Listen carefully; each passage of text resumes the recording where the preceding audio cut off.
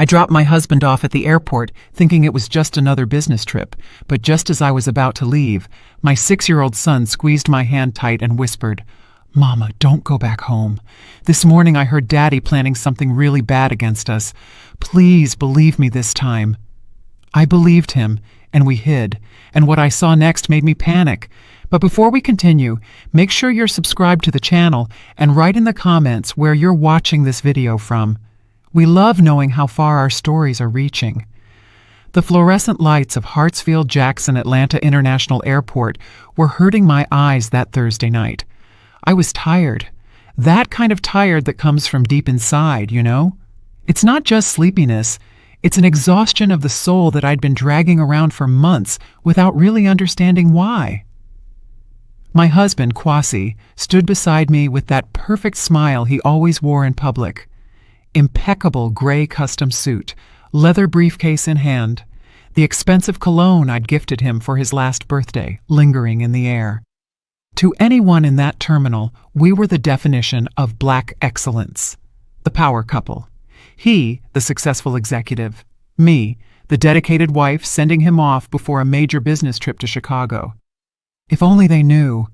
By my side, his sweaty little hand holding mine firmly, was Kenzo, my 6-year-old son, my entire world. He was too still that night, quieter than usual. And mind you, Kenzo has always been an observant child, one of those kids who prefers watching to participating. But that night, there was something different in his eyes, a fear I couldn't name. "This meeting in Chicago is crucial, babe," Kwasi said, pulling me in for a calculated hug. Everything about him was calculated. I just didn't know it yet. 3 days tops and I'm back. You hold down the fort here, right? Hold down the fort, as if my life was just that, holding everything together while he built his empire. But I smiled like I always did, because that's what was expected of me. "Of course we'll be fine," I replied, feeling Kenzo squeeze my hand even tighter. Kwasi crouched down in front of our son. He placed both hands on Kenzo's shoulders in that way he always did when he wanted to look like the perfect father. "And you, little man, you take care of Mama for me, all right?" Kenzo didn't answer. He just nodded, his eyes fixed on his father's face. That look. It was as if he were memorizing every detail, every feature, as if he were seeing Kwasi for the very last time. I should have noticed. I should have felt that something was wrong right then and there, but we never notice the signs when they come from the people we love, do we? We think we know the person, that after 8 years of marriage, nothing can surprise us. How naive I was. Kwasi kissed Kenzo's forehead, then mine. "Love you both. See you soon." And then he turned, grabbed his carry-on, and walked toward the TSA checkpoint. Kenzo and I stood there, frozen in the middle of that crowd of goodbyes and reunions, watching him disappear. When I finally couldn't see Kwasi anymore, I took a deep breath. "Come on, baby. Let's go home." My voice came out weary. I just wanted to get back to our house in Buckhead, kick off these uncomfortable heels I'd worn to look the part, and maybe watch something on TV until sleep took over. We started walking down the long airport concourse, our steps echoing on the polished floor. Kenzo was even quieter now, and I could feel the tension in his small body through the hand holding mine. "Everything okay, sweetie? You're very quiet today." He didn't answer immediately. We kept walking, passing the closed shops, the flight monitors, people rushing with rolling suitcases. It was only when we got near the exit, when the automatic glass doors were already in sight, that he stopped. He stopped so abruptly, I almost tripped. "Kenzo, what's wrong?" That's when he looked at me. And God, I will never forget that look. It was pure terror, the kind of fear a 6-year-old shouldn't even know exists. "Mama," he whispered, his voice trembling, "we can't go back home."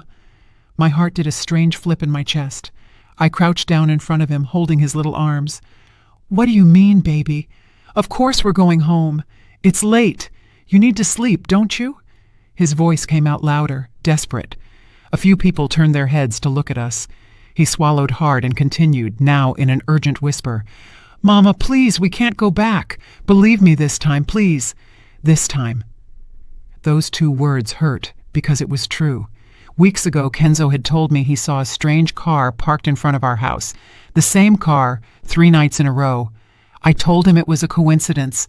Days later, he swore he heard Daddy talking quietly in his home office about solving the problem once and for all. I told him it was business stuff, that he shouldn't listen to grown-up conversations. I didn't believe him. And now he was begging me, tears starting to form in those deep brown eyes. This time, I believe you, Kenzo. Explain to me what's going on. My voice came out steadier than I felt inside. He looked around as if afraid someone might hear him. Then he pulled my arm, making me lean in even closer to him, and whispered in my ear. This morning, really early, I woke up before everyone else. I went to get water, and I heard Daddy in his office. He was on the phone. Mama, he said that tonight, when we were sleeping, something bad was going to happen. That he needed to be far away when it happened. That we weren't going to be in his way anymore. My blood ran cold. Kenzo, are you sure? Are you sure about what you heard? He nodded desperately. He said there were people who were going to take care of it. He said he was finally going to be free. Mama, his voice. It wasn't Daddy's voice. It was different. Scary. My first instinct was to deny it, to say it was his imagination, that he had misunderstood, that Kwasi would never. But then I remembered things, little things I had ignored. Kwasi increasing his life insurance policy 3 months ago, saying it was just a precaution for generational wealth. Kwasi insisting that I put everything, the house in Buckhead, the car, even our joint savings account, solely in his name. It helps with taxes, babe. Kwasi getting angry when I mentioned I wanted to go back to work. It's not necessary, Ira. I handle everything. The strange calls he answered, locked in his office, the increasingly frequent trips, and that conversation I accidentally overheard 2 weeks ago when I thought he was asleep. He was murmuring into the phone, "Yeah, I know the risk, but there's no other way. It has to look accidental." At that moment, I convinced myself it was about work, about some risky investment. But what if it wasn't? I looked at Kenzo, at that terrified face, the rolling tears, the trembling hands, and I made the most important decision of my life. Okay, son, I believe you. The relief that washed over his face was instant but short-lived. So what are we going to do? Good question. My brain was racing. If Kenzo was right, and every cell in my body was starting to scream that he was, going back home was a death sentence. But where to go? Whose house? All our friends were Kwasi's friends too, part of the same social circle. My family lived in North Carolina, and if I was wrong, if it was all a terrible misunderstanding, but what if it wasn't? Let's go to the car, I decided, but we're not going inside the house. We're going to watch from a distance, just to be sure. Okay? Kenzo nodded. I took his hand again, and we walked to the parking deck. My heart was beating so hard, I could hear the blood pulsing in my ears. Every step felt like it weighed a ton. The cool night air hit me as we stepped out. The parking deck was dimly lit, with just a few scattered cars. Ours was in a corner, a silver SUV that Kwasi had insisted on buying last year. A safe car for my family, he'd said. Safe. What a bitter joke. We got in. I buckled Kenzo in, then myself. My hands were shaking so bad it took me 3 tries to start the ignition. Mama? Kenzo's voice was small in the back seat. Yes, baby? Thank you for believing me. I looked in the rearview mirror. He was curled up in the seat, hugging the dinosaur backpack he took everywhere. I'm always going to believe you, son. Always. And in that moment, I realized I should have said that sooner. I should have listened to him from the start. I drove in silence. I didn't go straight to our driveway. Instead, I took a back route through the neighborhood, finding a spot on a parallel street that offered a view of our house through the trees without us being easily seen. I parked in a dark spot between two large oaks. From there, we could see our home. Everything looked normal. The streetlights illuminated the sidewalk, our manicured lawn, the porch where Kwasi and I drank coffee on Sundays, the window of Kenzo's room with the superhero curtains he had picked out. Home. Or at least that's what I thought it was. I turned off the engine and the lights. Total darkness, total silence, except for our breathing. And now we wait, I whispered. Kenzo didn't say anything. He just kept looking out the window, eyes fixed on the house. And so we waited, not knowing that in less than an hour, everything I thought I knew about my life was going to crumble. The dashboard clock read 10:17 p.m. When I started to question if I wasn't being completely ridiculous, there I was, hiding on a dark street with my 6-year-old, spying on my own house like we were in a bad movie. What kind of mother does this? What kind of wife suspects her own husband? Of what exactly? I couldn't even form the complete thought in my head. It was too absurd. Kwasi never raised a hand to me, never yelled at Kenzo. He was a present father, a provider. But was he a loving husband? The question came out of nowhere and caught me off guard. When was the last time he looked at me with genuine affection? When did he ask how my day was and actually want to hear the answer? When did he touch me without it being mechanical, automatic? When was the last time I felt loved and not just maintained? "Mama, look!" Kenzo's voice snapped me out of my thoughts. My heart spiked. "What? What did you see?" "That car." I followed the direction of his finger. A vehicle was turning onto our street, but it wasn't just any car. It was a dark van, no decals, no front plate visible.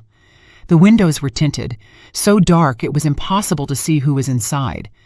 The van slowed down as it passed the houses, too slow to be someone just passing through. It was like it was hunting. My breath caught in my throat when the van stopped, exactly in front of our house. "It can't be," I whispered. "It can't." But it was. The two front doors opened. Two men stepped out. Even from a distance, even with the poor lighting, you could see they weren't technicians or delivery guys or anything normal. They wore dark clothes, hoodies up, and the way they moved was stealthy, calculated. They stood for a moment in front of our driveway gate, looking around. My instinct was to scream, call 911, do something, but I was paralyzed, watching like it was a nightmare I couldn't wake up from. One of them, the taller one, reached into his pocket. I expected him to pull out a crowbar, some tool to force entry. That would be a robbery. I could deal with a robbery. I could call the police, file a report, move on. But what he pulled out of his pocket made my world collapse. A key. He had a key to our house. "Mama!" Kenzo's voice trembled. "How do they have a key?" I couldn't answer. I was too busy trying not to throw up. The man unlocked the front door as if he owned the place. No forcing, no breaking, simply unlocked it. Only 3 people had a key to our house. Me, Kwasi, and the spare key that was in his home office, inside the desk drawer that was always locked. The 2 men entered my home, into the house where I slept yesterday, where I made grits and eggs for Kenzo this morning, where I felt safe. They didn't turn on the lights. I could see flashlight beams dancing behind the curtains. They were looking for something, or worse, they were preparing something. I don't know how long I sat there, frozen, watching. It could have been 5 minutes or 50. Time had lost meaning. All that existed was that vision. 2 strangers inside my house with keys only my husband could have given them. Then I smelled it. At first I thought I was imagining it, but it got stronger. A chemical smell, pungent, gasoline. "Mama, what's that smell?" Kenzo asked. And that's when I saw smoke. It started small, just a thin thread coming out of the living room window, then another from the kitchen window. And then I saw the glow. That sinister orange glow that can only mean one thing: fire. "No." I got out of the car without thinking. "No, no, no."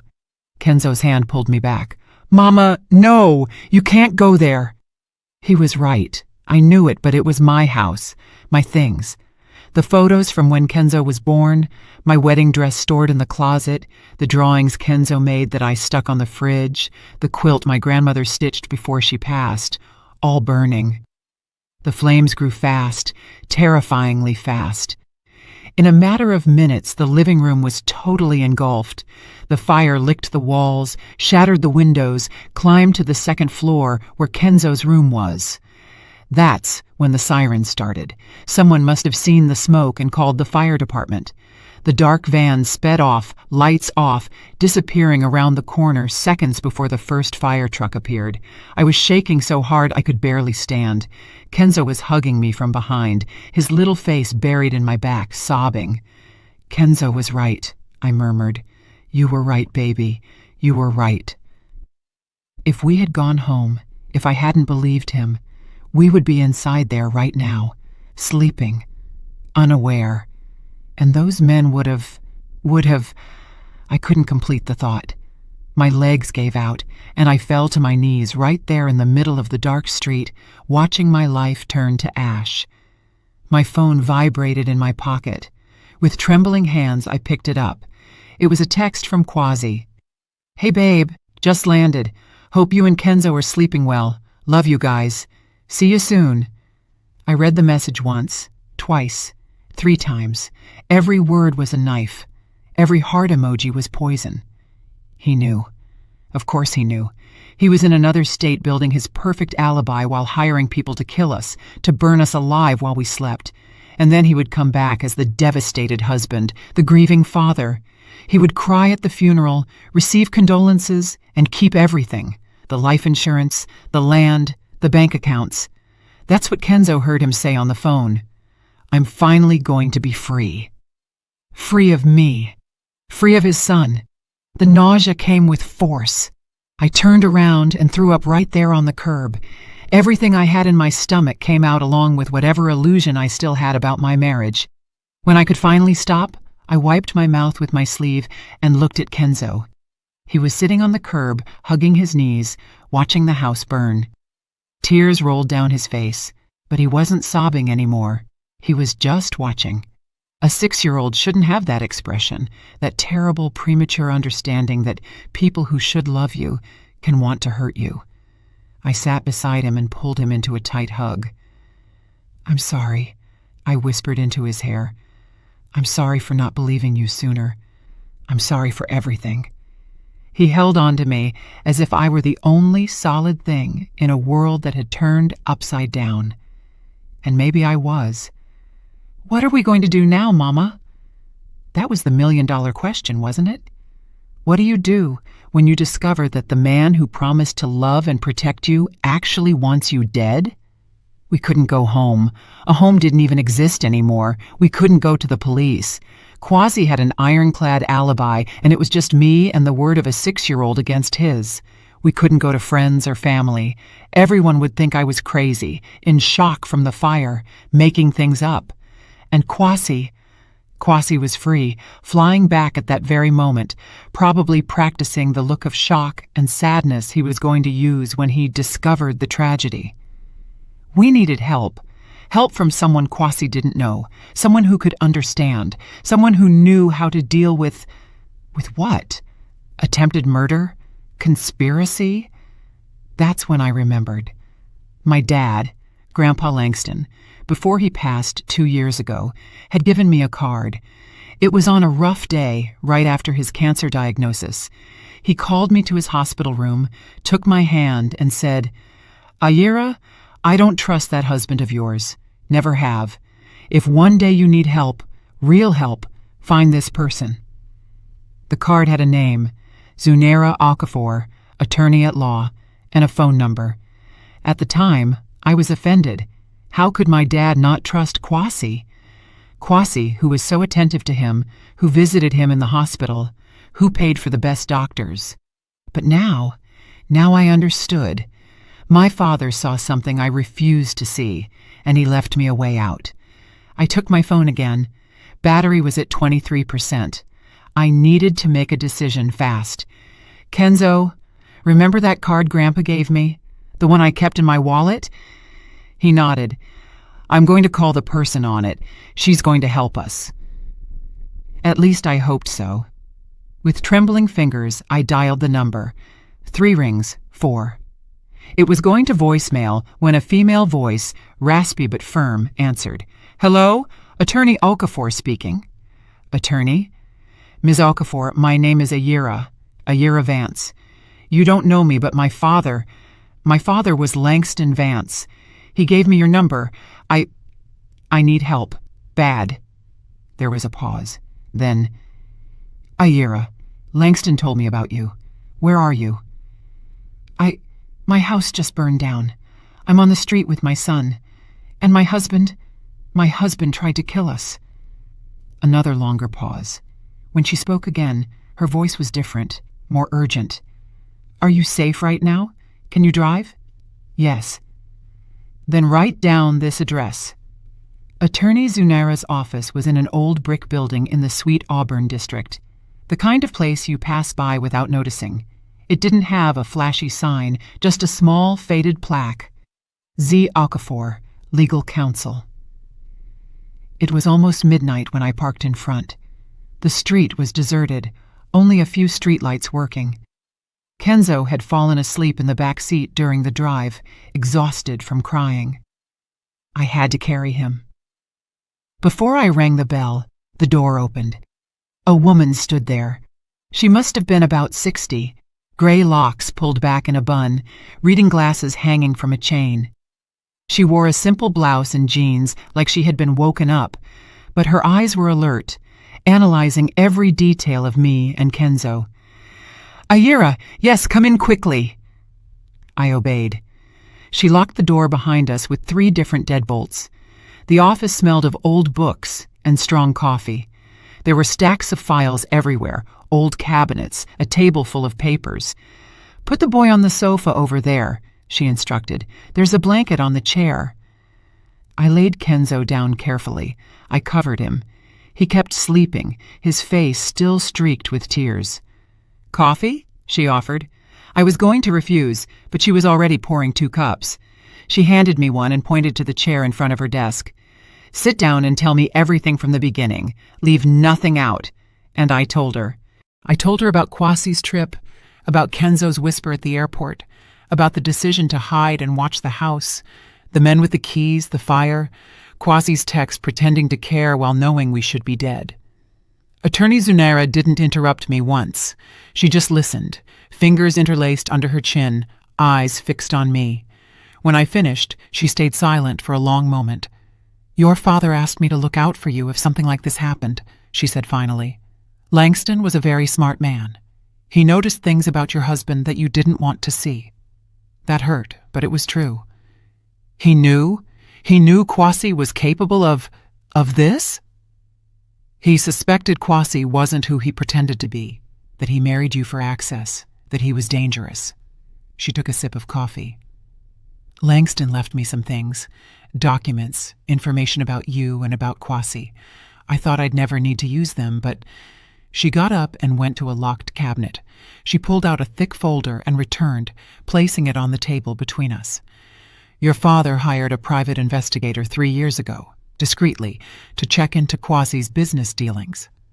My heart shrank. "And what did they find?" "Debts?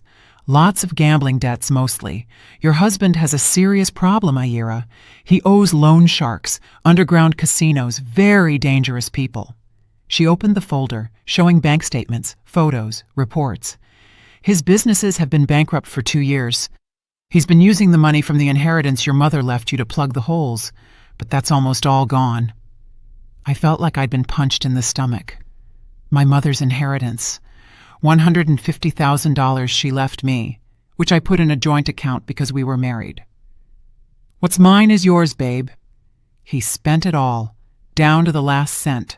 She turned a page. "And now the lenders are collecting with interest. Kwasi owes almost $500,000. People like that don't negotiate, Ayira. Either he pays or..." She didn't need to finish the sentence. "But I don't have that money. We don't have it."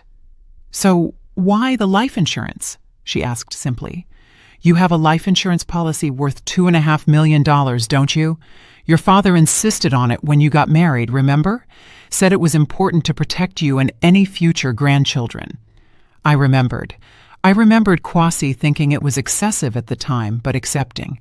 I never questioned it. I never thought, and if I died in an accident? I continued the reasoning, feeling bile rise in my throat. Kwasi would receive the $2.5 million, pay the debts, and be free. Exactly. Attorney Zunaira closed the folder. And a fire is the perfect kind of accident. Hard to prove arson if done right. Hard to trace, and he has the perfect alibi. He was in another state when it happened. But I didn't die, and neither did Kenzo, and he doesn't know that yet. The way she said that made something click in my head. You're suggesting that we let him think the plan worked for now? She leaned forward. Aira, if you show up now, it'll be his word against yours. Do you have proof? Witnesses? Anything other than the story of a 6-year-old boy who could have misunderstood a conversation? I had nothing, just the certainty in my heart and the fear in my son's eyes. But what about the men who burned the house? Won't the police investigate? They will, and without leads, they might conclude it was an accident. Faulty wiring, gas leak, anything. Those men are pros, Aira. They don't leave tracks. She sighed. Kwasi planned this very well. The only flaw in his plan was that Kenzo listened and that I believed him. I looked at my son sleeping on the sofa, so small, so innocent, and yet he had saved our lives. So what do I do?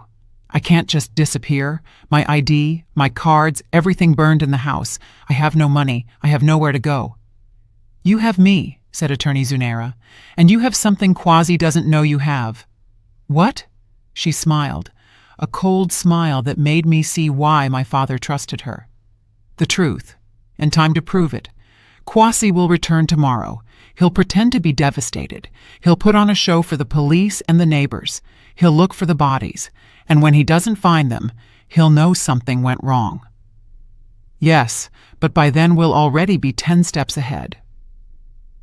I didn't completely understand what she meant, but I was too exhausted to question, too exhausted to think. I could barely keep my eyes open.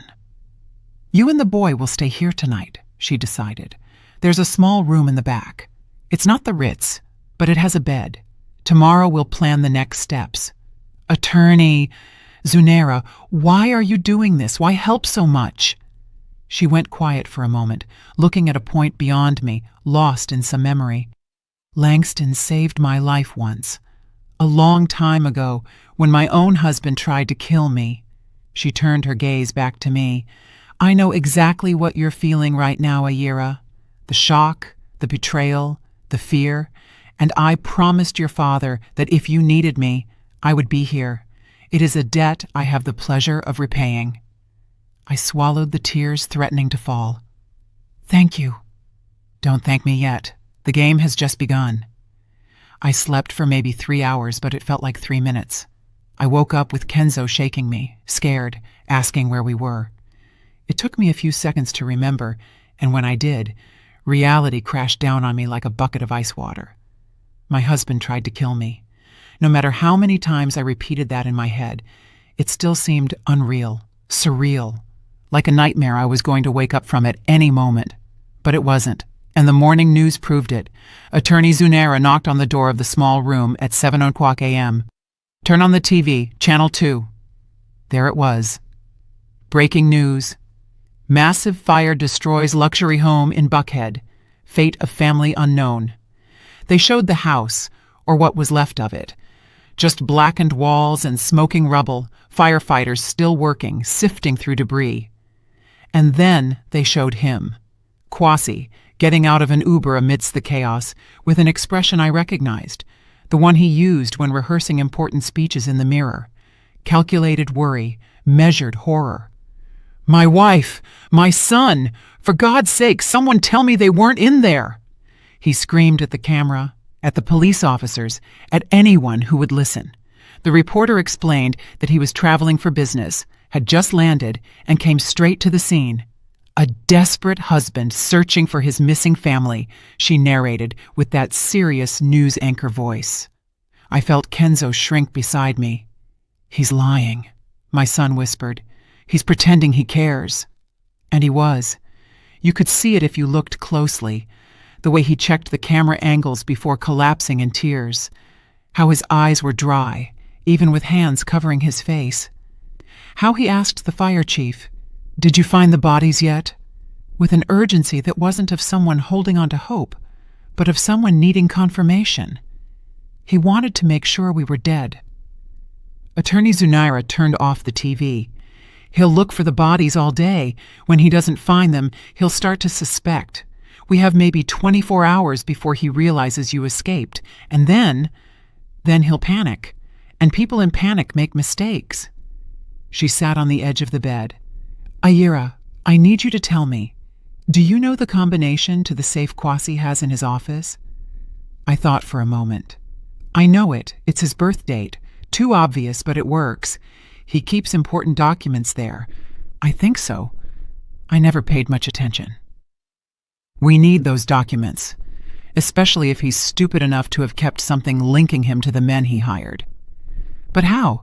The house is swarming with police right now. It will be for a few hours. But at night, when he goes to a hotel, because he won't want to sleep in a burnt shell, we can get in. I looked at her like she was crazy. You want me to break into my own house? Technically, it's not breaking and entering if you live there. She smiled that cold way again. And besides, we're going to need proof, evidence, something solid that proves Kwasi planned this. I'm going with you, Kenzo said suddenly. No way. You're staying here, baby. Mama, I know where Daddy hides things. His voice was small but determined. There are places you don't know. I know because I watch. I always watch. And he did watch. My quiet son, who everyone thought was shy, was actually incredibly observant. He noticed things I missed. He's right, Attorney Zunaira nodded. Children see what adults ignore. If there's something hidden, he'll know where to look. I didn't like the idea. I didn't want to expose Kenzo to danger again, but I also knew we needed evidence, and time was running out. The day passed slowly. We stayed locked in the office watching the news, watching Kwasi perform his theater. He gave interviews to 3 different channels, always with the same story. A devastated businessman searching for his family, a father's hope, the anguish of not knowing, lies, all lies.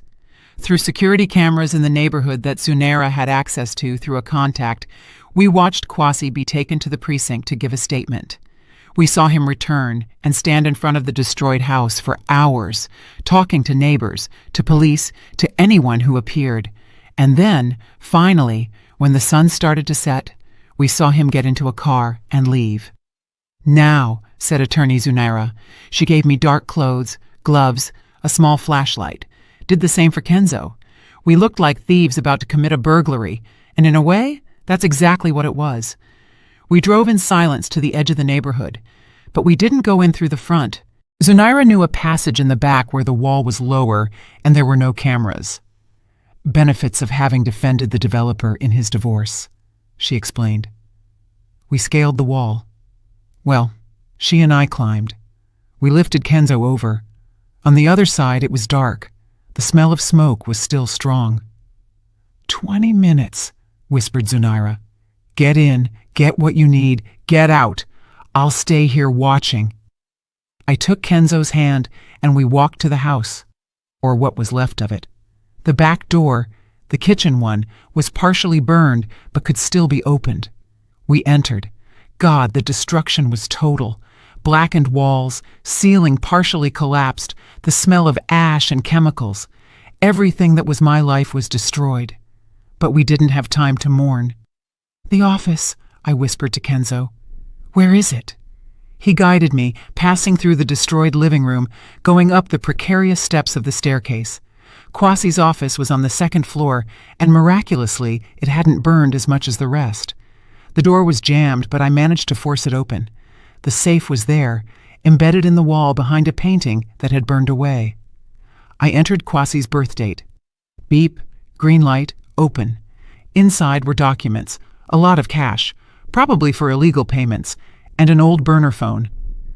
"Take everything," Kenzo's voice sounded from the other side of the room.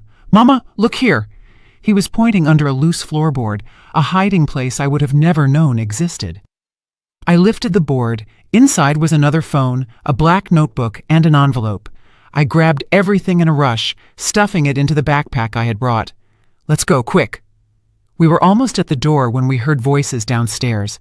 "Are you sure nobody's here?" "Yeah, police already released the site. We're just double-checking." My blood froze. I looked at Kenzo. He was pale. We couldn't go down.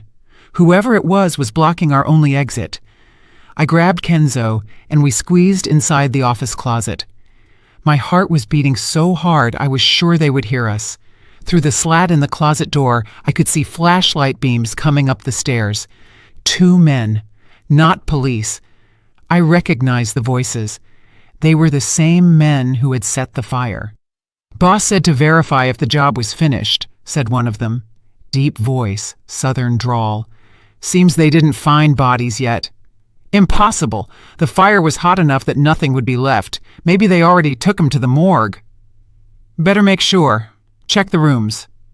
I heard steps separating, one going toward the master bedroom, another coming in our direction. The office door opened. Kenzo squeezed my hand so hard it hurt. I bit my lip not to make a sound. The man entered, flashlight sweeping the room. It stopped on the open safe. "Yo, Marcus, come look at this."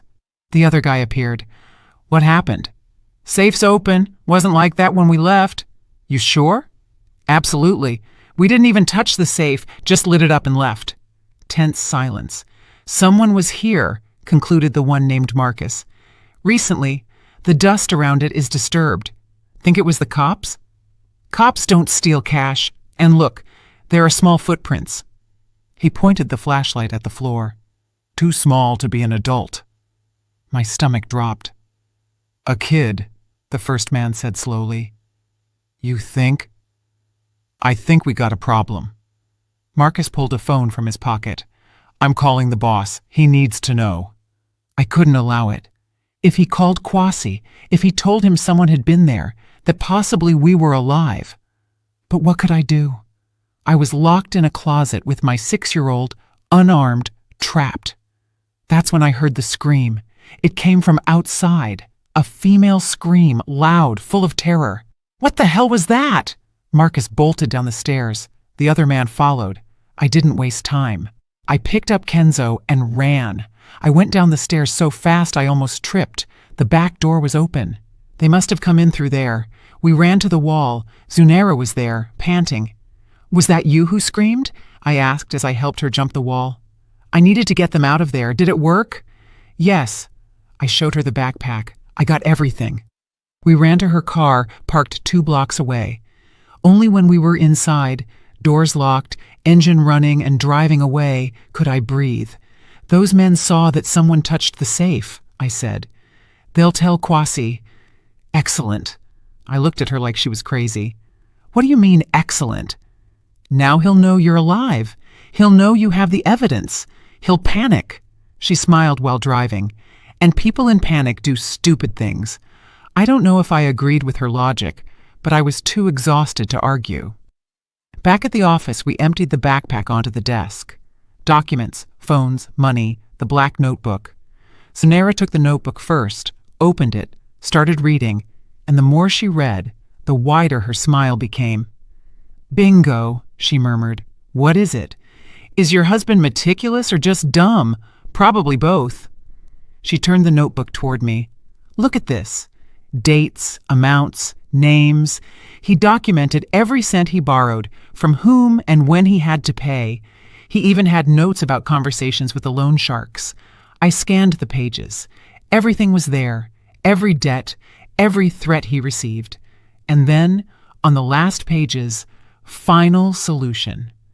Ayura's life insurance, 2.5 years. Accident has to look natural. Contact, Marcus. Service, $50,000. Half up front. Date, Novi 21. That was today. Or rather, it was yesterday. He wrote everything down, I whispered, incredulous. Why would anyone do that? Insurance, explained Zunera. If something went wrong, he could use this as leverage against the guys he hired, prove they were involved too.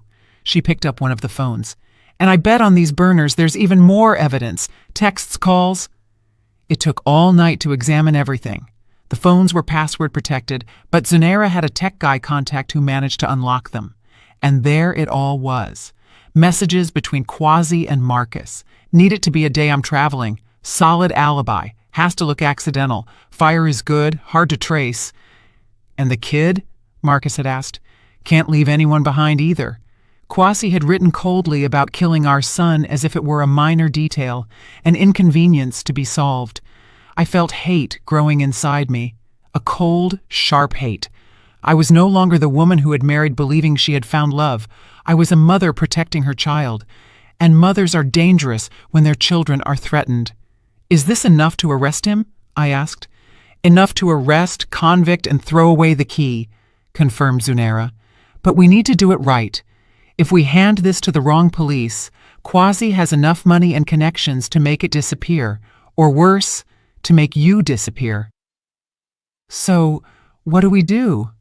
She thought for a moment. I know an honest detective. Detective Hightower.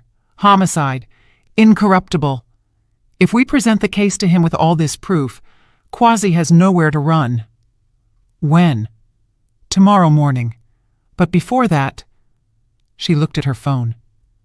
Your husband has already tried to call you 7 times in the last hour and sent 15 texts. I picked up my phone. It was on silent, but the screen lit up with notification after notification. Ayira, for God's sake, where are you? Babe, I'm desperate. Please answer me. Police said they didn't find your body. Where are you? Are you hurt, Ayira? Answer me. And the most recent one sent 5 minutes ago. I know you're alive. And I know you took the things from the safe. We need to talk. Urgent. The mask had fallen. He knows, I said. Perfect. Answer him. What? Are you crazy? Answer him. Tell him you want to meet him in a public place tomorrow morning. Why? Zunera smiled. That smile I learned to fear and admire at the same time. Because we're going to give him a chance to hang himself. I typed the response with shaking fingers. Centennial Olympic Park, near the fountain. Tomorrow, 10 a.m. Come alone. Quasi's reply came in seconds. I'll be there, Ayira. We need to talk. Things aren't how you think. Things aren't how you think. As if I were the crazy one in the story. As if I hadn't seen 2 men torching my house with my own keys. Perfect, said Zunera. Tomorrow morning you meet him. But you won't be alone. She explained the plan. It was risky, maybe insane, but it could work. Detective Hightower agreed to help when she called and explained the situation. He would put plainclothes officers in the park, wiretaps, cameras. All we needed was to make Quasi confess. He's never going to confess knowing he might be recorded, I argued. He doesn't need to confess with words, she replied. He just needs to act. And desperate men always act. That night, I couldn't sleep. I kept imagining the meeting, what I would say, how I would look into the eyes of the man who tried to kill me and pretend normalcy. Kenzo slept beside me, finally at peace after days of terror. At least one of us could rest. At 9:30 the next morning, we were positioned, me sitting on a bench in Centennial Park, wearing a jacket with a built-in wire. Kenzo safe in the office with Zunera, watching everything through a feed the police set up. Detective Hightower and his team scattered around the park, disguised as tourists, hot dog vendors, people walking dogs. And then I saw Quasi. He showed up promptly at 10 o'clock a.m. He wore wrinkled clothes, probably the same from yesterday, deep, dark circles under his eyes, unshaven beard. For the first time since I met him, he looked human, vulnerable. But I knew the truth. He saw me and practically ran over. Ayira, thank God you're okay. He tried to hug me. I stepped back. Don't touch me. The mask slipped for a second. I saw rage in his eyes before he reverted to expressing concern. Babe, I know you're scared, but you have to listen to me. Listen to you? Listen to you say what, Kwasi? That it was all a mistake? That the men who burned our house with our keys were just burglars? He blinked, calculating. You saw. I saw everything. I was there. Kenzo and I saw everything. He went pale. He looked around nervously. Not here. Let's go somewhere private. I'm not going anywhere with you. I kept my voice steady, even though my heart was racing. Talk here. Now. Why did you try to kill me? I didn't. It wasn't like that. He ran a hand through his hair. Ayura, don't you understand? I'm in trouble. I owe a lot of money to very dangerous people. They threatened you? They threatened Kenzo?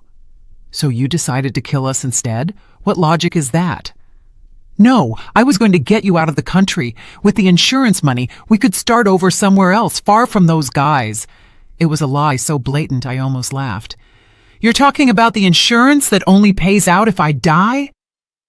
He froze. He realized the mistake. Ayura. He changed tactics. His voice became threatening. You took things from my safe. I need you to give them back. Now. The black notebook? The evidence that you planned everything? You don't understand what you're doing.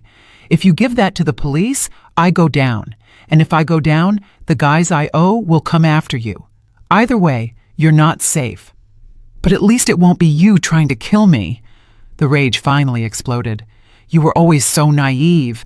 You think I married you why? For love? You were a spoiled girl with daddy's money. It was just for that. It hurt. Even knowing it was true, it hurt to hear it. And Kenzo, our son? Also just for interest. The brat. He spat the words. He was always weird. Too quiet. Watching everything. Freak kid. And there was the true hate. It wasn't just for money. He truly despised us. That's when I heard Detective Hightower's voice in my ear. We have enough. Move in, team. Suddenly, the tourists stood up. The vendors abandoned their carts. Everyone converged on Kwasi with badges in hand. Kwasi Vance, you are under arrest. His face went through 5 emotions in 3 seconds. Shock, confusion, rage, fear, and finally, acceptance. He had lost. But before they could cuff him, he did something no one expected. He ran. He sprinted through the park, knocking people over, jumping benches. The police went after him, but he had a head start and was running in my direction. I didn't have time to react. He grabbed me, pulled something from his waistband, a knife, and pressed it against my neck. "Nobody moves!" he screamed. His voice was unrecognizable. "Or I kill her! I swear I'll kill her!" Detective Hightower stopped 10 feet away, hands up. "Calm down, Kwasi. You don't have to do this."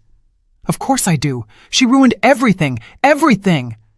The blade pressed harder. I felt a trickle of blood run down. My brain went into panic mode, but then I remembered Kenzo, my son, watching everything. I couldn't let him see me die. "Kwasi," I said, trying to keep my voice calm, "you're not going to do this.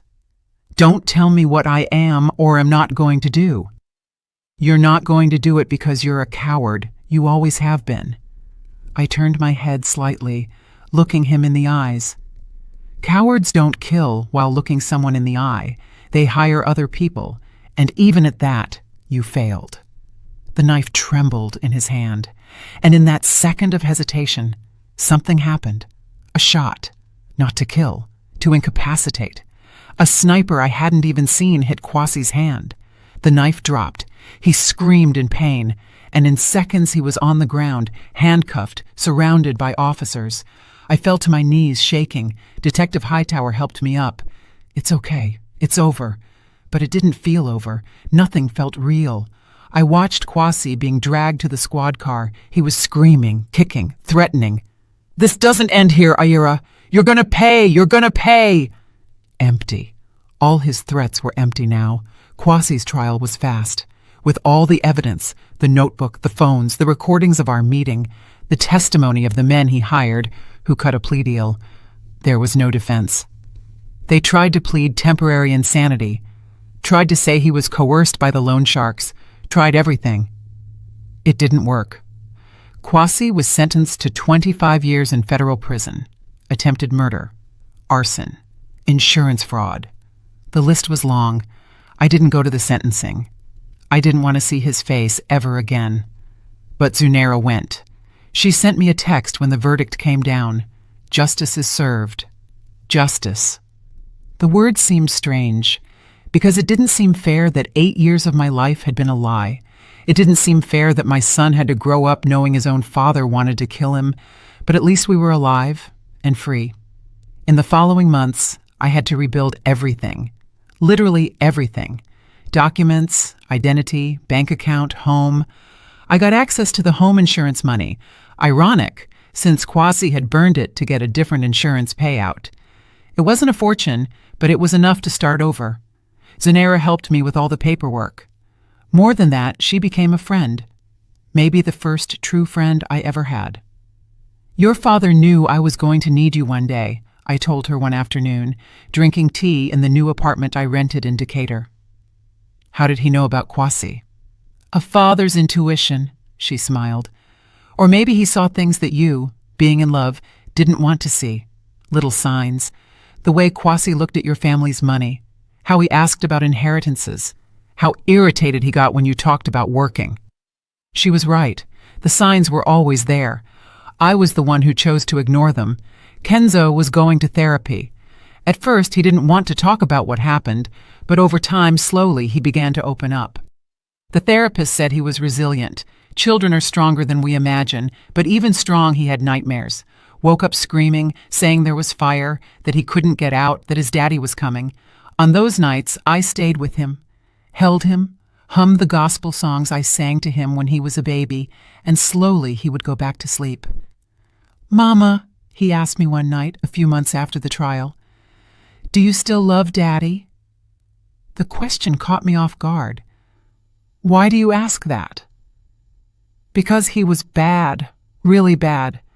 But he's still my daddy, and I don't know if it's wrong to miss him sometimes. My heart broke. I pulled him into a tight hug. It's not wrong, baby. He is your dad. And the part of him you knew, the part that played catch with you, that took you to the park, that part felt real, or at least you believed it was, and there's no problem missing that. But he tried to hurt us. He tried, and that was horrible and unforgivable. But your feelings are yours. You can miss the dad you thought you had and still be angry about what he did.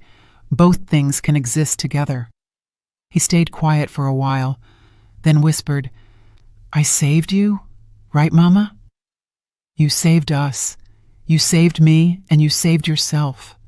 You are my hero, Kenzo." He smiled, a small smile but genuine. And in that moment, I knew we were going to be okay. Not immediately, not magically, but eventually. I started working again, something Kwasi never allowed. I got a job at a nonprofit in Atlanta that helped women victims of domestic violence. It seemed appropriate. I understood what they were going through, the fear, the shame, the feeling that somehow it was their fault,